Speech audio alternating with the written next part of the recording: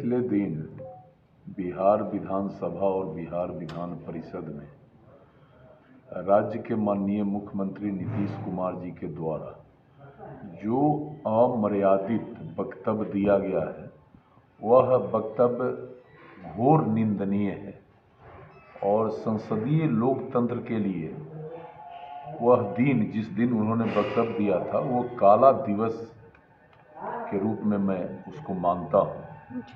चूँकि राज्य का मुख्यमंत्री उस प्रदेश का आईना होता है और जिस तरह से महिलाओं के सामने उन्होंने अमर्यादित टिप्पणी की, पूरा बिहार ही नहीं पूरा देश उस टिप्पणी को सुनकर शर्मसार हो गया।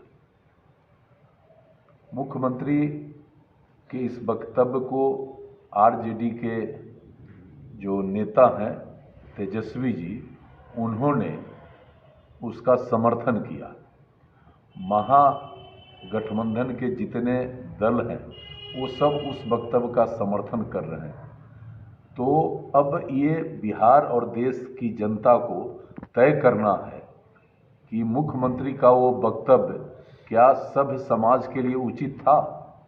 और मेरा मानना है कि ये मुख्यमंत्री मानसिक रूप से दिवालिया हो गए, क्योंकि पिछले कुछ दिनों से उनके द्वारा सार्वजनिक सभाओं में जो वक्तव्य दिया जा रहा है, जो कृत्य किया जा रहा है, वो सामान्य व्यक्ति नहीं कर सकता है।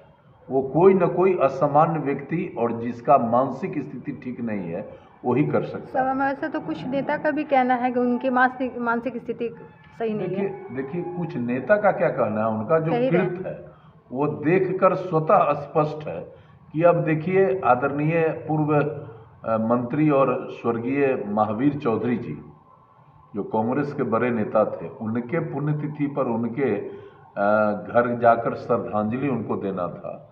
तो उनके जो पुत्र हैं माननीय अशोक चौधरी जी, तो पुष्प अर्पित था, महावीर बाबू के चरणों में पुष्प अर्पित करना था, तो वो पुष्प उठा के अशोक चौधरी के सर पे डाल दिए। इससे पहले आपने देखा कि पटना में अशोक चौधरी जी के गला को पकड़ के एक पत्रकार के सर से जाके टकरा दिए। मोतिहारी में उन्होंने वक्तव्य दिया जो भारतीय जनता पार्टी के बगैर हम जी नहीं सकते हैं, और पटना में जब उनको एहसास हुआ कि हम गलत बोल दिए तो वहाँ कहे कि पत्रकार ने गलत दिखला दिया। तो मानसिक रूप से आदरणीय मुख्यमंत्री जी दिवालिया हो गए हैं और इस वक्तव्य से पूरे दुनिया में बिहारियों का सर उन्होंने झुका दिया है। अब कोई बिहारी छाती ठोककर यह नहीं कह सकता है कि हम बिहारी हैं, क्योंकि जब बिहार का मुख्यमंत्री ही महिलाओं के प्रति सदन के अंदर जो वक्तव्य दिया, न केवल पूरा देश शर्मसार हुआ है बल्कि महिलाओं को भी इन्होंने इतना अमर्यादित किया है कि जिसका चर्चा करना काफ़ी मुश्किल है। कहीं न कहीं इस्तीफा की भी बात आ रही है। हमने तो कहा था ऐसे भी जो स्थिति है माननीय मुख्यमंत्री जी का मानसिक, उनको सीधा इस्तीफा दे देना चाहिए।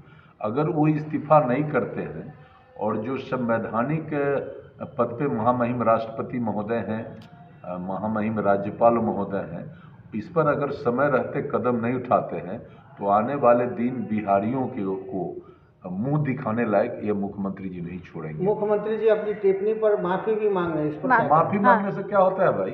आप किसी का मर्यादा का हनन कर दीजिए, वो भी जो है सो लोकतंत्र के मंदिर में, और दावा करिए, और जो बात बोल रहे हैं उसको उस पर आप पत्रकारों को इंगित करके उस बातों को आप मुस्तैदी से उस बातों को जो है सो समझाने का काम कर रहे हैं, और फिर आप माफ़ी मांग रहे हैं।